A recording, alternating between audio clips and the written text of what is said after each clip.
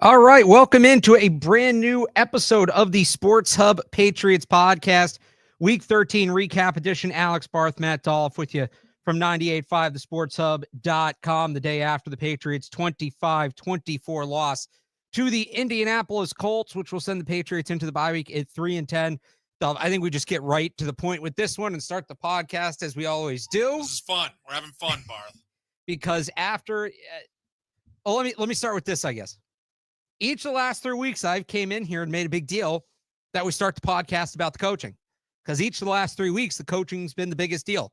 2 weeks ago against the Rams, it was the in-game, or is the leading in game plan, right? That was the big issue, the X's and O's of the plan during the week leading into the game.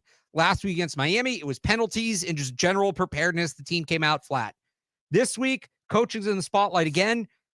I'm not going to say penalties weren't an issue in that game, but it's game management. That's the big issue coming away from that game. How do you feel about the coaching staff through 13 weeks? Still bad. I'm not sure if it's any worse than last week. It's certainly not better than last week. Different. Yeah, a little different, I would say. It's like, look, Jerod Mayo is so hands-off when it comes to the game planning and talking to the assistants, talking to the players during the game. Like, you better be impeccable with your in-game management and the way you manage timeouts and your challenges and all that. And he's just not. He sucks at it.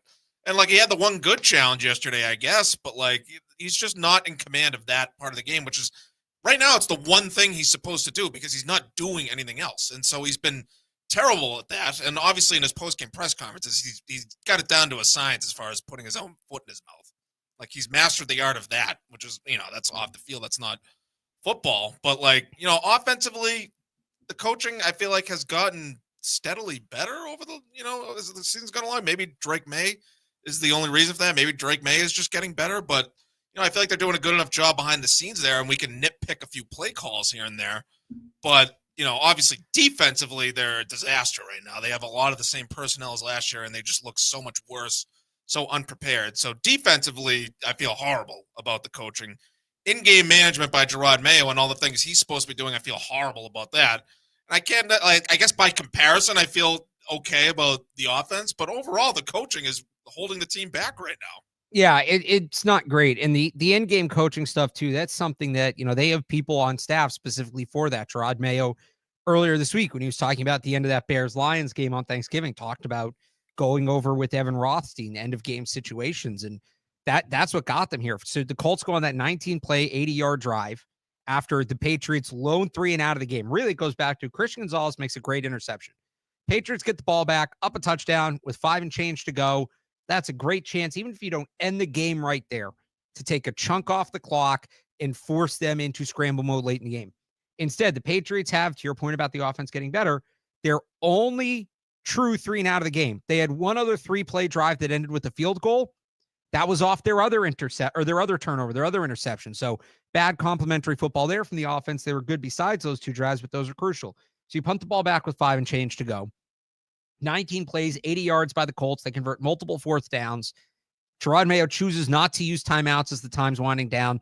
I don't know if he didn't want the Colts to get comfortable having more time than maybe they would. I don't know if he was worried about the Patriots' ability to run the clock out, whatever clock was left, if they got the stop and got the ball back. I don't know. Or maybe they just thought the timeouts are more valuable on offense, but at a certain point, you need enough time on the clock for that to matter, and it became clear there wasn't going to be enough time on the clock for that to matter. But you said it, I don't know what he's worried about this. Is he worried about that? He's worried. He's too worried. He's coaching scared. Yeah. That's the thing. He's overthinking these things, and I'm not even sure what he's thinking. And by the way, I just like the idea of him calling up Evan Rothstein after that Bears game. He's like, you would have called the timeout there, right? And Rothstein's like, yep, I would have called a timeout there. Yeah, they really got their finger on the pulse of things right now, don't they? Well, so you mentioned coaching scared. I've seen a lot of people talk about Jerod Mayo being overly conservative, and I'm not going to say he hasn't made some very conservative decisions, but that game yesterday is a great example. We talked about this. Was it the Titans game? One of the games in the last month and a half. I think some of what's being labeled as conservative coaching isn't. It's just not having the beat of the game. There's nothing conservative about kicking a 68-yard field goal, and we'll get to that. holding on to those timeouts to me isn't even necessarily conservative. That's pretty aggressive. Say, yeah, there'll be 15 seconds left, but we'll be able to get the ball down. Like that's playing pretty loose, I would say. That's not conservative or aggressive. That's on a completely different scale. And I'm not saying it's right. I don't think it is, but I think he's more coaching, like just to label it correctly. If you had asked me, is he more coaching scared or is he more coaching conservative? And there can certainly be elements of both. But he's thinking like, can we run enough clock out where if we get the stop, we just have to take a knee. We just need the ball. Or we don't have to run any plays. Or you get far enough down there and it's like, if they get the fourth down stop, right?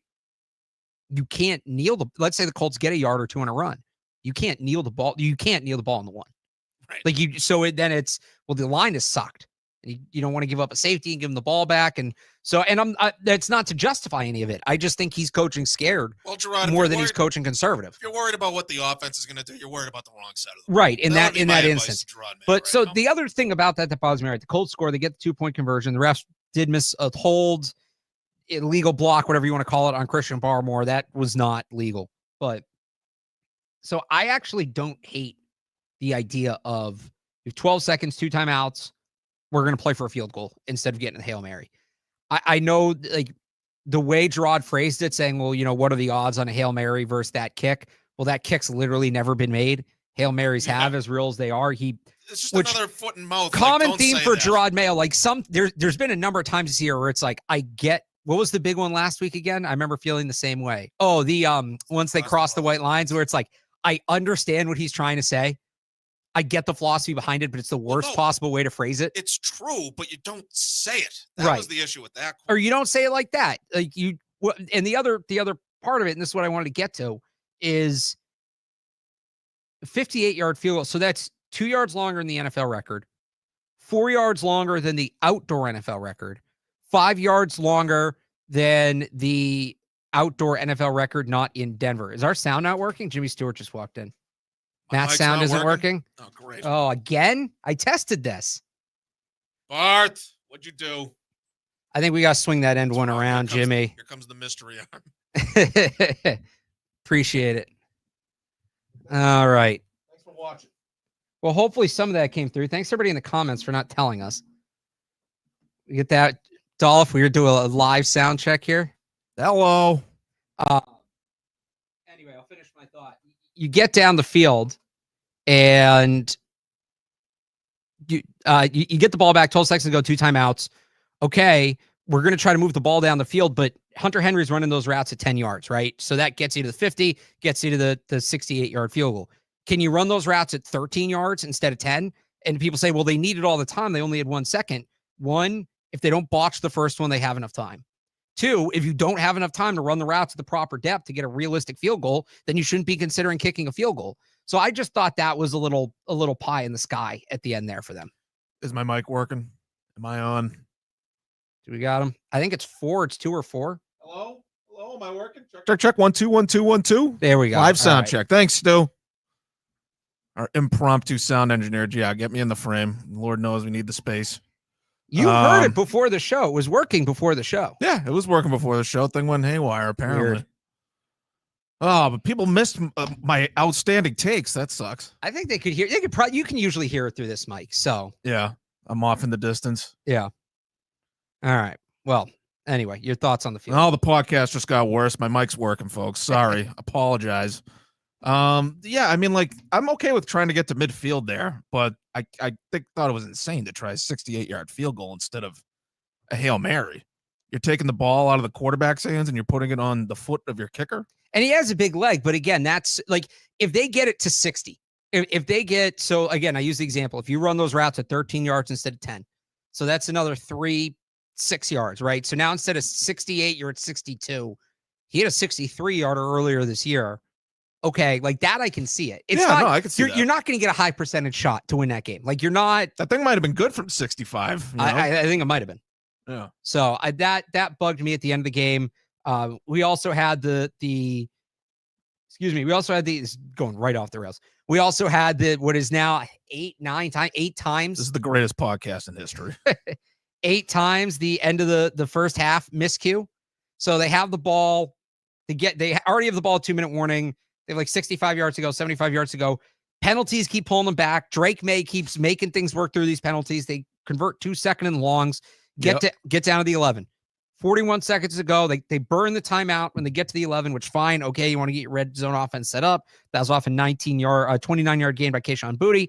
All right, we want to get the offense set up. Let's go. 41 seconds, 2 timeouts. Perfect. You have so much at your disposal. Pretty much the only thing you cannot do is run, pass. Because if you go run, and don't score, you have to burn the timeouts after the runs. Third down is now one-dimensional. It's now predictable. What do? Run, pass. They send everybody into the end zone on the third down. Drake Maye has no options. He takes a sack. They get bailed out by a hold. So, because otherwise clock would have been running. They wouldn't have been able to get the field goal team on. They get bailed out with the hold, get the field goal team on, and Joey Slye shanks a 25-yarder, almost missed the net. So, and Mayo threw him under the bus for that this morning. Yeah. Look, if we make that kick, we win the game. That was another one where, again, just the game management of it wasn't there.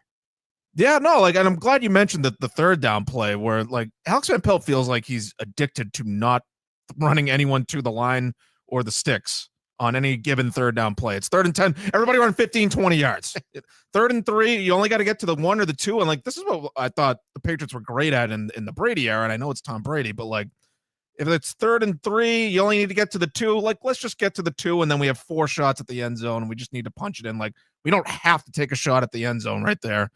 But the way they called the play, Drake Maye had to take a shot at the end zone there, and it didn't seem like anyone was really open. He could have maybe hit Ramondre Stevenson on the little swing pass, and he would have had a chance to get to the pylon. But, I thought that was a bad play call on that third down play, and it was a bad decision by Jerod Mayo to have him run the ball on 1st and 2nd down there. Burn your timeouts, and, even if they hit a play over the middle there, you have time to run up and either clock it or, run a quick play. But I feel like I'm giving them too much credit to be ready for that situation. But, yeah, no, terrible play calling and decision making at the end of the half again. So that's another instance where the end of the half got them. Other coaching things. I know some people were bothered by Mayo not challenging the Will Mallory catch on the 3rd and 10. Yeah. I'm actually okay with that one. I don't think it would have been overturned. I don't think it would have either. Now, Mayo said they didn't have a good look at it. That part concerns me more. Why didn't you have a good look at it? But to challenge that blind, that's too close. The ball can hit the ground if it doesn't move in the receiver's arm. And to me, that's what that looked like. It hit the turf after he had control, and he maintained control. You have a 4th down. You have 1 play to win the game. That timeout's important. That one didn't bother me as much as some other people. I think that was it for the big game management coaching decisions, right? No, after the Christian Gonzalez interception was another one. I thought people were talking about that drive. Oh, it's 3 and out.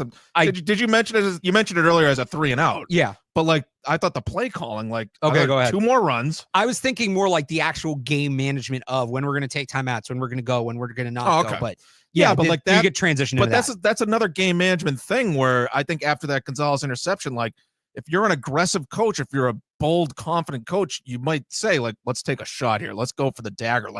That Christian Gonzalez interception should have been a dagger. Yeah. And I thought that was a perfect opportunity for them on 1st or 2nd down. Take a deep shot or, take a shot all the way to the end zone. Go for the kill shot there. And they do 2 more meek little runs, and one of them goes for a loss of yardage because they can't block enough up front. And then 3rd down, it's 3rd and 10, and they have 1 guy at the line, and he's double covered. Again, Alex Van Pelt, why aren't we running? Why aren't we just trying to get to the sticks? Why aren't we just trying to get to the line? Why are we overthinking it as far as throwing guys way down the field on a 3rd and 10? It's just get the 10 yards. And that was another situation where it's they're throwing it deep when they shouldn't. They're running it when they shouldn't.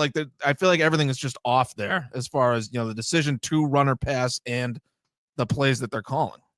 Yeah, that was another. And it's weird because big picture, if you just look at the entire game, I think they ran 65 offensive plays, and you look at all 65 plays and weigh them equally, which obviously isn't how this works, but just to make the point, I thought overall Alex Van Pelt had a pretty good game. I think overall was pretty good. I'm nitpicking. No, you're not. Let me finish. I don't think you are, but how dare you let me prove you right? I'm just going to cut you off because your phone sucks, Barth. Apparently your mic sucks. My mic does suck today. Did you not hear in the sound check? I was tapping it and everything. It was working. I heard myself coming out of the computer. It was very annoying. Something must have happened once we got going. Anyway, back to the point. Van Pelt's day. I thought pound for pound, like he had a decent day. You saw some creativity. You saw some wrinkles. I like the Wildcat using Jacoby Brissett to bluff the quarterback sneak. Yeah. That was a good little thing. And generally they looked prepared just to attack that cover 3. Like they looked like they were taking what the defense was giving them. Like I love that. Like Drake Maye not trying to chuck it down the field for a big play every time. I love that. The big spots in the game, getting inside the red zone, really in the red zone in general. They were 2 of 6 in the red zone, which is unacceptable. Going 2 of 6 in the red zone, especially that one at the end of the first half. Not having anything big after that Gonzalez drive, or after that Gonzalez pick on that drive. And then, and maybe this is more Mayo than Van Pelt, but the spacing on the final drive and knowing how close you need to get for Joey Slye. Because I don't know for sure. I don't believe the target was 68 yards. It was probably 64, 65.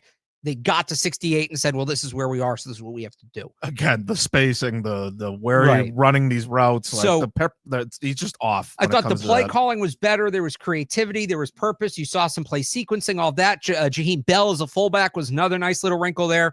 Mixed in Antonio Gibson, where a lot of the stuff we've been asking for, a lot of the stuff we've been looking for them to do, they did. It was just those key moments in the game, and that's where I bring back, well, if you weigh all 65 plays evenly, but they're not. They're not all weighted equally.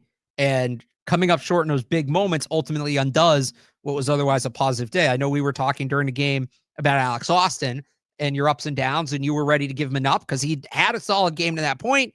Has the pass interference late, you change him to a down. That to me is kind of, I would have given him an up because I think overall he played well, and there were still plenty of other chances for the defense to get the stop. Well, that's just different philosophies. It's different philosophies, but how you kind of did that with Alex Van Pelt or with Alex Austin is to me what happened with Alex Van Pelt. It was it was 90% up, 10% down, but that 10% just happened to be in the major moments in the game. Yeah, no, I see what you're saying there. I have a hard time saying like the offense lost them the game. I feel like the defense and Jerod Mayo's decisions. I think it's really coaching blew that game. Because even with the defense, it's weird. Like, you want to say they lost in the game because of that last drive, and you can certainly argue they did because of that last drive. Well, again, after that Gonzalez interception, you just get a field goal there. You go up 10 with 5 minutes left. Are the Colts going to come back from that? I don't think so. Right. So that's where I have trouble saying the defense, because you had the Gonzalez pick, you had another pick. Off both interceptions, they go 3 and out. They got a field goal off one of them just because of the field position after the pick. But you go 3 and out twice. You hold them to 250 yards, 4.4 yards per play. Like, overall, the defense was pretty dominant. It was just when they needed to be, they weren't. Dominant? Dominant? I mean, all right, that's a little strong, but cut that out. Let's bleep that word out. Yeah, I don't know why I said that. No, they look unprepared. The defense controlled the game for 55 minutes. I feel comfortable saying that. Control the game? I mean, I feel like half these drives. Let me pull up the drive chart. Anthony Richardson is shredding them half these drives. It was, and I feel like when the Colts didn't do enough on offense, it was because Anthony Richardson was just inaccurate down the field. Like, so they had what was the defense? It was doing? herky jerky. They had the 71-yard drive to start. Then the Patriots 2 plays interception. Not ready to go. All right, then they come back 2 plays interception. They got a couple turnovers. It was all up and down. Then they allow 8 plays, 70 yards touchdown, 3 and out, 13 plays, 68 yards field goal, 3 and out, interception, touchdown. So I don't know to say. All right, I probably phrased that wrong, but like, I'll give them this: the coverage was better than we've seen. Well, I think in games recently, playing Alex Austin, Isaiah Bolden helped with that. Yeah, Alex Austin helps. They still can't get much pressure at all. I feel like that's still the number one problem on the defense. And there was just that first Jonathan Taylor touchdown, like they just leave him wide open, and like that the red zone leaving guys wide open is becoming a consistent problem, which is something that's something we would see maybe once a year with Bill Belichick. Yeah. Once a year, we'd see a game like that where they're just getting completely coached circles around them and leaving guys wide open. Like, this is happening every week now with this defense. Well, that one touchdown, that looked like communication. That was in credit to the Colts. They went up, they quick snapped, which if you're facing a team that is having defensive communication issues, especially in the red zone. Yeah, get them spinning. Right. So went up, quick snapped. If you watch Jelani Tavai before that play, he's signaling to his helmet like pretty frantically. And I don't know what the signal is, but it's then turn the volume down, turn it down. It's too loud. But it's then leaked out to his side where he comes in. And the safety from that side comes in, and I'm going to guess one of those 2 guys is supposed to take the running back. Tavai either didn't know his assignment, or realized somebody else on that side didn't know their assignment was trying to get their attention, but it was too late. It's just frustrating. I know they had sort of had their moments yesterday, the turnovers, like it wasn't as bad as I guess technically you could say they improved on the Miami game because Miami game was just a start to finish disaster. But that was the worst game of the year. I'm not saying they were dominant. I think that, not to harp on that word choice, but I don't know. I feel like they're just not doing nearly enough. I feel like the offense is starting to do. They did enough to win yesterday on offense. I feel like the defense is what really that last drive too. That offensive effort should be enough up until again in the last full drive. I guess both sides of the ball are having trouble with situational stuff. Well, it's situational and it's lack of complementary football. You get two turnovers and you don't gain a single first down off either of them. The defense has a chance to get key stops and they don't. It's just not situational football. That's what and it's not complementary football. And situational in the red zone again, bad both ways. 3 weeks in a row now. The defense has let the opponent go 3 for 4 in the red zone. 3 weeks in a row, 75%. That's an insane number. That's where they're missing Bill Belichick the most. Yeah. They're bending and they're breaking. Well, and it's not even like there's one thing you point to and you say this is the issue. Last week, it was passes that were killing them. This week, it was. They had the one pass on the miscommunication, but they were running it in too. And you look at the 2-point conversion. So, yeah, that to me goes back to coaching and preparation. And they're just not ready for what the opponent is doing to them. Yeah, I agree with you on that. You want to do the one bright spot? Which was it? Drake Maye. Oh, of course, yeah. I thought maybe not his most stylistically impressive game, and I'll give you the numbers here real quick before we get started. 24-30, 238 yards, 1 touchdown, 1 pick, 5 carries, 59 yards. He did take 4 sacks. You didn't have the throw to Austin Hooper or the throw to Kayshon Boutte or one of those flashy social media throws. But I thought pound for pound, this was Drake Maye's most complete game, most efficient game as a pro. I thought he did a good job of identifying and hitting the open receivers. Didn't really put the ball in harm's way. I would even say on the interception, and we've gotten on him for the turnovers. So this isn't coming from some blind defense of him. Right. He's actually trying to put that ball out of harm's way. He puts it low to Hunter Henry so Henry can protect himself, get down, because there's a linebacker coming over that's going to hit him if he catches that upright, and it just pops right off Henry's hands. That's on Henry to me. So I thought, and besides that, there were no other plays that came close to a turnover for Maye. Exactly. Yeah. So he hit the open receivers. He didn't put the football in harm's way. I thought when he ran, he picked good spots, when to run, when to not run.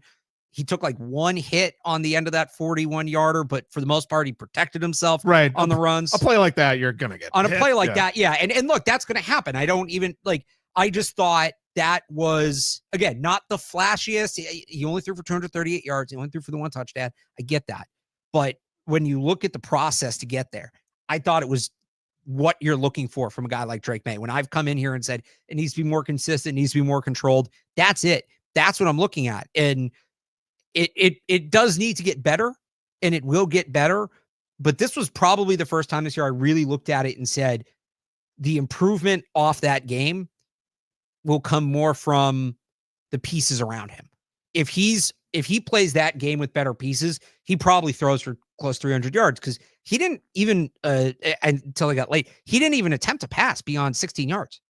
Oh, really? Yeah. So there were no deep balls. Really. No deep balls. Well, and some people are, oh, he's afraid to throw deep now. Who's he throwing the deep ball to? The Easter Bunny? Who said that? The Easter Bunny thing? No, the previous thing. The idiots on the internet.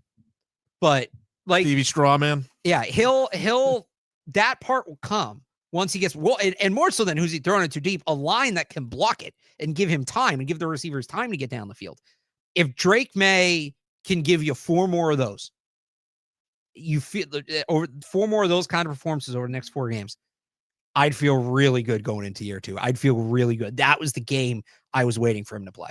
Yeah, absolutely. Yeah. As far as going into year 2 is don't take a step back from that. Just try to at least stay consistent. I don't know that he has to play a whole lot better than he has the last few weeks, but yeah, I thought that was his best game of the year. And you sort of touched on all of it, the efficiency, the decision-making, and protecting the ball. The interception's not on him. I thought it was good by him to take accountability. He threw it to the wrong shoulder or whatever, but that's right in Hunter Henry's hands. You got to catch that. Right. So, yeah, like I've been on him about the fumbles. Like I thought he did a good job. There were a few plays I noticed where the pass rush was coming. He sort of sensed it and he held the ball tight. He's like, I'm not fumbling this one, So that was good on him. Showed a sign of improvement there with the ball security and just like picking apart that defense and taking what the defense gives him and not trying to force the ball for a big play. I thought that was great. And like he played winning football. That was my favorite part about that. He didn't do anything crazy or stupid. He didn't put the ball in harm's way.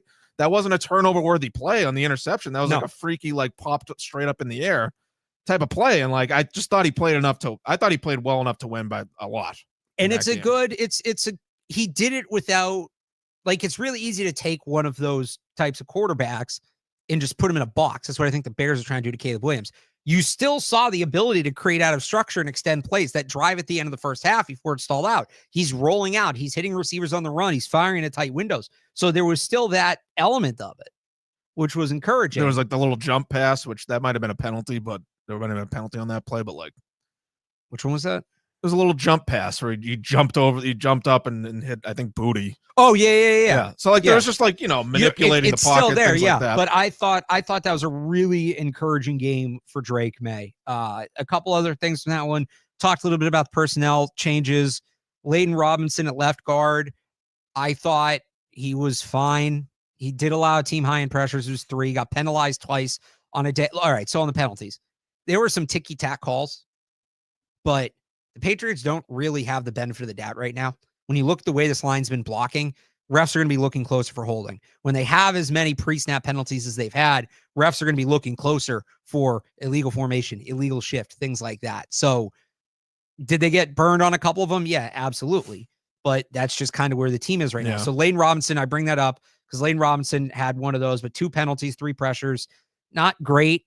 I still think deserves a chance to get another look in 2 weeks. The next game against the Cardinals, hardly putting his name in a pen, very lightly in pencil, but probably earned another start. Yeah, I think just the way Jerod Mayo was talking about him after the game and then this morning, like that signifies to me that he's going to be their guy going forward. We know they love him. Like if it was up to, I think that he had to give them every reason to take him out of the lineup, which I still worry that they're a little too into Layden Robinson. Like you got to leave room for the opportunity. And I get it. He plays with physicality. You listen to him talk in the locker room. He's going to be, as he gets older, a leader, a guy players gravitate towards, things like that. You want him to be a part of the program. I get that. I do. But he has to be able to pull his weight on the field. Yeah. And I just hope that they're not losing the forest for the trees there. Yeah. I mean, you would hope he starts to play better at this point of the year. Right. Like even like Shaq Mason, like he didn't really elevate to that really good starter status until his second year. But like through his rookie year, he played better down the stretch. So that's what you're hoping to get out of Layden Robinson, just comparing the 2 like 4th round picks that need to sort of develop there. But yeah, it sounds like he's going to be their guy. And just on the penalties, honestly, on the rewatch, I thought that holding on Owenu that wiped out the Wildcat touch, I thought that was a little ticky-tack. It might have been just a little too obvious that like the first thing he did was like go like this with his hands, but it's not like he dragged the guy down. It wasn't like a blatant obvious hold. Yeah. Like I thought they saw the arm gesture and it's like, well, there it is. I always say this when it comes to refs. I'd rather don't give him a reason. But I'd rather they call it loose than call it tight.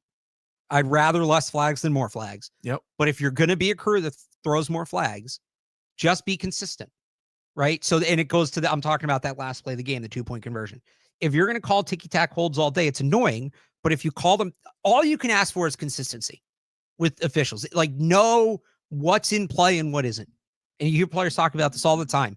If they're going to be ticky-tack, it's not great, but okay, fine. You put up with it if you know what is and isn't there. So for all those ticky-tack holds, that's kind of what the game was. And you need to figure that out as a player. But then you get to the Colts play at the end of the game, and that was just ridiculous that nothing was called there. So that's how I feel about that. The other lineup change, Alex Austin, Isaiah Bolden getting more run. Bolden got a little bit. Austin played a lot. We already talked about this. He did have that PI late, but before that, he was good. Yeah. He was good, and he definitely needs to play more. They need that presence on the boundary. He has an ability at the catch point nobody else besides Gonzalez has. And Marcus Jones had a good breakup yesterday, and he's trailing the receiver, but you're not gonna be able to get that one every time. Austin, he looked like at the end of last year, which was encouraging. And I hope we see more of him down the stretch, and I hope he's in their plans moving forward. I agree completely on Alex Austin. Like I gave him the thumbs down for that Right. DPI at the end of the game because I put more weight into those key plays, end of game, like those key situations. Like I just put more weight in that. But that's not to say like Alex Austin should be benched for that. Like I think he should be their number 2 outside corner going forward. That's what he looked like he was going to be coming out of camp, and so looks like he's back to full health and all that, and so it looks like he's ready to actually be a starting corner for this team going forward, and I hope it stays that way. Any other thoughts from that game yesterday? Man, all right, I'm looking at my notes here. Oh yeah, the 4th and goal touchdown pass. Yeah. They send 4, no pressure. Shocker. Kyle Duggar can't keep up with the receiver. I would have liked an all-out blitz on that play. Is Anthony Richardson going to make that touchdown throw with 7 guys in his face? The problem is, I go back to the all-out blitz against the Rams when they still didn't get pressure. Remember, there was a pocket to step up into. Yeah, that's a good point. But that was, again, Matthew Stafford and the Rams, very well coached. Fair enough. Versus Anthony Richardson. Like I think Anthony Richardson panics or just doesn't make an accurate throw on that play. If they send more than 4, you have no chance of getting pressure sending 4 right now. Bringing somebody makes sense. I think they were worried, and they talked about this a little bit yesterday, like how wide the Colts offense makes the field and being able to cut. Like they didn't want somebody sneaking out to the side, and now you get like an easy touchdown in the corner or something or on the sideline. Well, but got the touchdown anyway. No, it's a fair second guess, and that goes. I know I said the thing before about coaching aggressive or coaching conservative versus coaching scared. That goes back to being aggressive, like you wanted after the 3 and out on the Gonzalez pick. Right. Getting more aggressive there. It's a fair critique. It's a fair critique. I wonder about the Rams game, but I could also see like, yeah, you get in his face and maybe he makes a dumb mistake and there you go. That's the ball game. I just think if you have 7 guys back in coverage on that play, like how is Alec Pierce like wide open? Why is he 1-on-1? Well, that's against Duggar. That's a personnel. So Jabril Peppers passes him off, and I wonder if Pepper should have given him, and Jerod Mayo was asked about this morning. Jabril Peppers should have given him a little more of a shove, thrown him off his route a little bit more. Something like that. So that may be why they had guys lurking, and maybe the lurker couldn't get over in time. Pierce is a good player. Pierce, and you saw it yesterday. He did run a good route on that one, so I think that helped. Yeah, I'm not saying Alec Pierce is some stiff or anything. I just thought it was astounding that they only sent 4 rushers, and yet this guy was 1-on-1 and got wide open. Fair enough. No, it's a fair critique. And the 2-point conversion at the very end, like I get that they missed a blatant. That was so blatant. I don't even know what to call that. I guess holding. Or like an illegal chop block. I've seen people point out chop block because there's another guy that comes high with the hold. But I don't really want a penalty on those plays in general. I get that was sort of blatant when you watch the other angles and the replay. On the broadcast, like initially it looked like Barmore just got knocked on his ass. Like you didn't see what actually happened. And so like I'm not gonna blow up the referees for not exactly seeing what was going on there and not throwing the flag initially. It's tough. But when you make the other mistakes the Patriots made, you don't get the benefit of the doubt there. Right. Make a field goal at the end of the half. Right. Don't let them get all the way down there. Don't commit DPI. No football game's ever been won or lost on one play. I always say that. I'll go back to Miracle Miami. I was going to say, except Super Bowl 49. No, even that one. No football game's ever been won or lost on one play. It's hard, yeah. Did the Seahawks lose it there? Did they lose it when, for some reason, they put KJ Wright in man coverage on the boundary on Rob Gronkowski? All right. So sorry, I brought it up. Yeah, I can't believe Mayo pulled a Patricia on that. Well, we want to. So I'm glad he walked it back this morning, but like, oh my God, dude, just shut up. Speaking of Mayo, we are going into the bye week here, so we're no show next week because we won't have a game to recap. But just usually we do like a state of the franchise at the bye week, or where the season's at, because it's usually right in the middle. Okay, this is the first half. This is what we're looking for. The second half, what are you looking for after the bye? Feels kind of hollow this year. They're 3-10. It's 4 games. Obviously, the answer is coaching quarterback. But is there anything they can do in these last 4 weeks to maybe sway how you feel about things going into this offseason, or just where? As you start to look ahead to the offseason, do you think anybody's maybe already lost their job? Things like that. DeMarcus Covington, the defensive coordinator, is one guy I would look at where it's like, I don't know what he could do. I feel like he shouldn't be able to keep his job after the season. Like I hate talking about this stuff. Right. In general, but like, it's just the reality of the situation. Like they've looked this bad for most of the season. They've had 2 games where like the Bengals win and the Bears win, where it's like they had a great defensive game plan and execution and all that. Every other game, it feels like they get their ass kicked and they're just not ready. And so like, it just feels like Covington wasn't ready to be a defensive coordinator, and just like some like heads have to roll if you go 3-14, especially if it stays the same as it is on either side of the ball. I feel like honestly Van Pelt's doing enough to maybe save his job. I don't know if I don't think the route spacing would be enough to fire him after the season. And like, they're just not gonna fire Jerod Mayo. Like, no. I just don't think. And like, we've talked about it before, like what kind of message does that send to other coaching candidates around the league? Like what coaching candidate who's any good is going to want to take this job when they promised Mayo the job 5 years ago and then they get rid of him after 1 year? 1 year, like with maybe, arguably the worst roster in the league. Maybe like Mike Vrabel, because there's already the relationship there, the existing relationship. But you think they're going to go get Ben Johnson after blowing out Jerod Mayo and starting over after 1 year? Like, I just think realistically, they're not going to move on from Jerod Mayo. They're going to give him another year, but like, they got to get more experience especially on the defensive coaching staff, especially if they're not going to fire anyone, if everyone's going to come back, which I sort of find that hard to believe, especially if they go 3-14. Maybe if they have one more, if they scratch out one more win, like the Cardinals and the Chargers games, I don't think those are going to be impossible. I'll give them a chance. Yeah. In those games. Chargers are at home. Cardinals, you don't really know what you're going to get from week to week. If they pull out one more win and they have one more great defensive performance and like they can, at least say they matched last year, like maybe everybody comes back. But I feel like we're at the spot right now where it's like, who's going to be the fall guy? Whose head is going to roll? I'd be pretty surprised if everybody's back. I look at Covington on defense. I'm with you. I think Van Pelt, just because of the growth Drake Maye has shown, I think Van Pelt's back. And I think he should be back. I'm with you. I think Mayo, there certainly is a case to move on, but for external, like you really can't one and done him. You just can't. Does he go into next year on the hot seat? Absolutely. Yeah. But they start 1-7 again next year, and it's the same thing. Like, yeah, we're talking about Black Monday in October, November. Sure. That being said, I think you can make some moves on the offensive side of the ball. Can you go get, this is again, they failed to develop one high draft pick, one relatively high draft pick, a wide receiver. So that reflects on Tyler Hughes in that. Yeah, round. I think, wide receiver, I think is like, it just, they should never figure this out as wide receiver. No, it's so like, I think the route spacing, it feels like they're poorly coached on top of they're not picking the right guys. But I think they have a few good receivers now.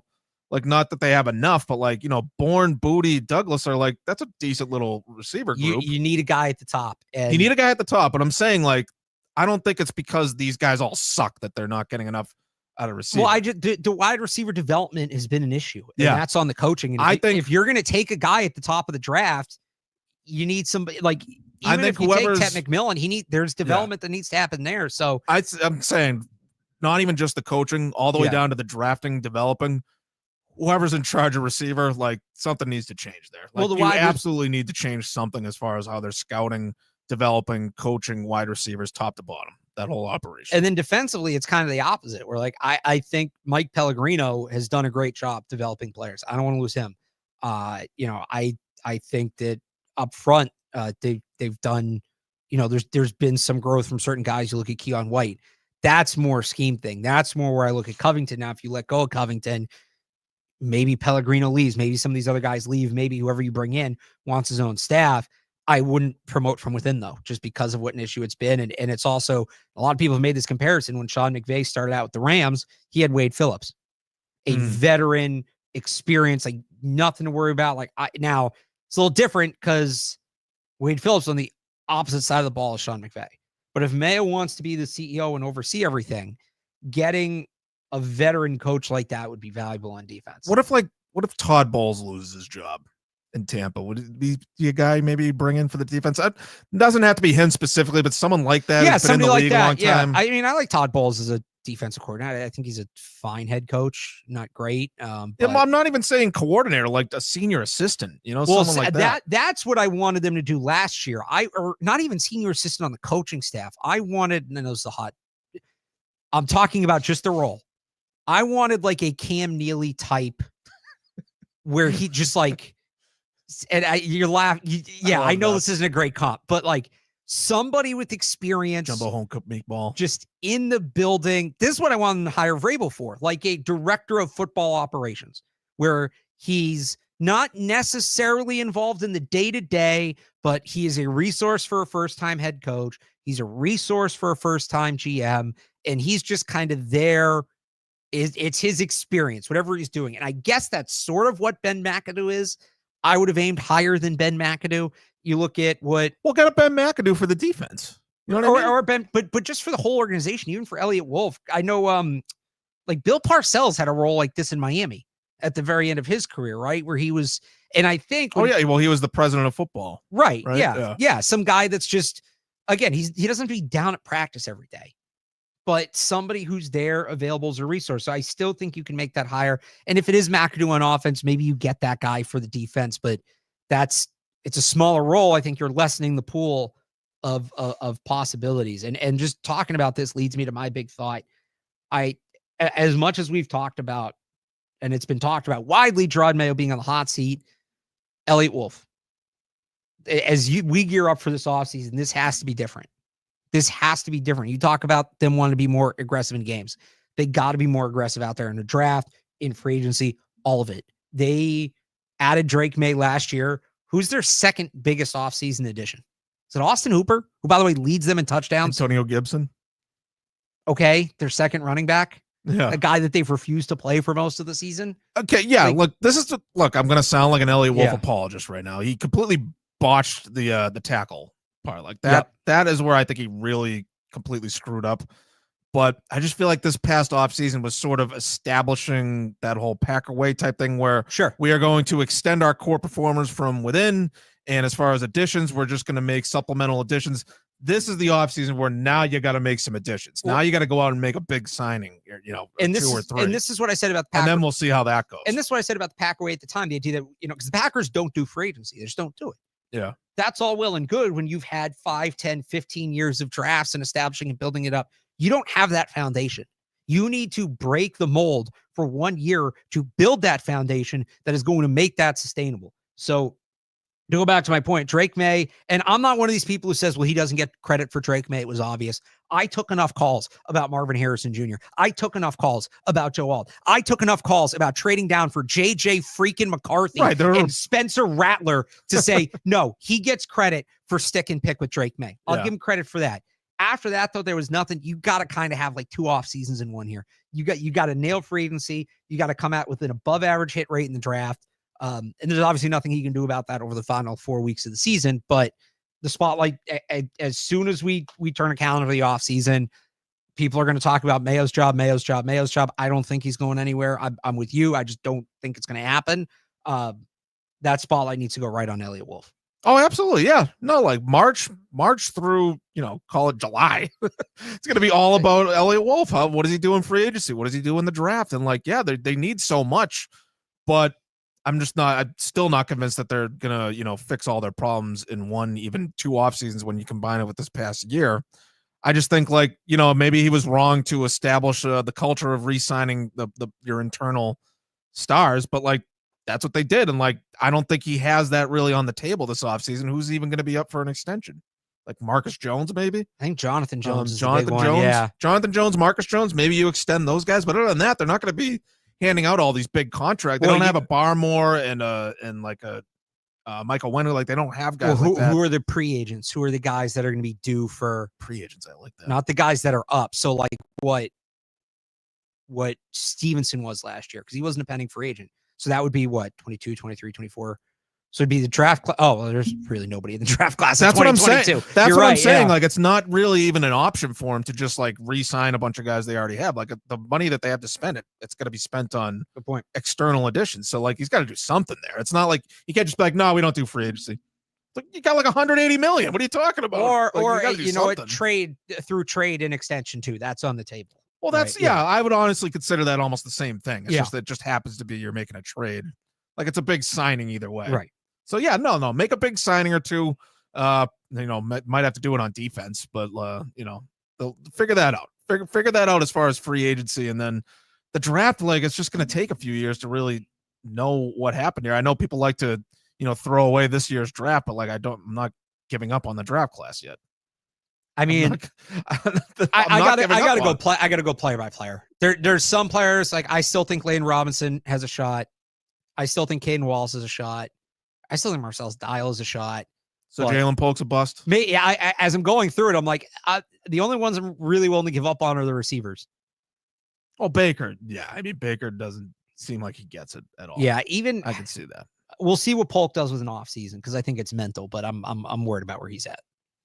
I'm worried about where he's at, but I just don't see him as this guy that just can't play like N'Keal Harry or Tyquan Thornton. I feel like he could be a guy that ends up going somewhere else and actually has a solid career. That's just where I stand on it. Maybe I'm wrong. Fair enough. All right. Anything else before we wrap this up? Oh, we've covered everything, Barth. Yeah, went over 45 minutes, and your mic worked for about 30 of them. So thanks to everybody for tuning in. Is it still working? I don't know. I hope so. Jimmy hasn't come back, so the arm. That'll do it for us on this edition of Sports Hub Patriots podcast. For more, check out the Sports Hub Patriots audio feed wherever you get your podcasts. Also, Sports Hub YouTube channel. We'll have coverage throughout the bye week and then leading up to Patriots Cardinals stretch run on 98.5thesportshub.com. There will be a Sports Hub Sunday kickoff this week for the bye. We'll kind of do some more of that big picture stuff. Myself and Saron battle Sunday morning at 8 o'clock. And no show for us here next week because there's no games. So we'll talk to you in 2 weeks. Until the next one, for Matt Dolloff, I'm Alex Barth. Thanks for tuning in. Talk to you next time.